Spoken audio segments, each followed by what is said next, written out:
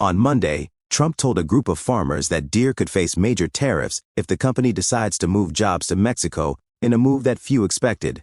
John Deere, one of America's most iconic companies, has revealed it will shut down major production lines in the United States.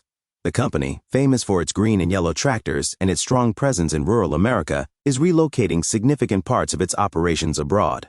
Although corporate statements call it a necessary restructuring for global efficiency, the reality on the ground paints a much deeper and more painful picture. For generations, John Deere has been more than just a brand.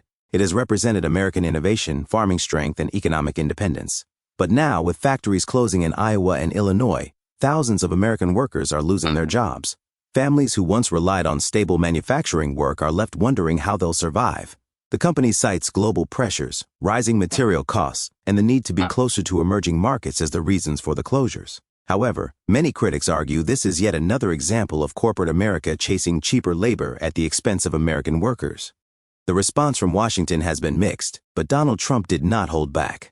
Speaking at a rally, Trump called the move a disgrace to American workers and claimed this was the result of weak leadership and bad trade deals. In his words, John Deere didn't just shut down production, they shut down part of America's soul.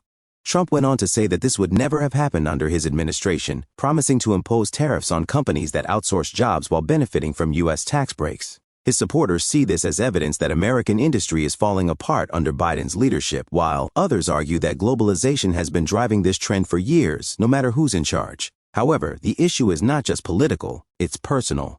Thousands of workers, including machine operators, engineers, and technicians, are waking up to find themselves unemployed, without health insurance, and uncertain about their futures.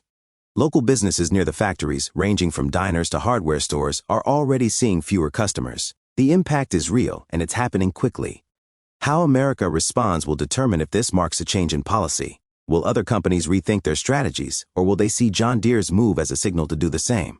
One thing is clear, the stakes are higher than just the future of tractors. They're about American identity, sovereignty, and the future of American labor.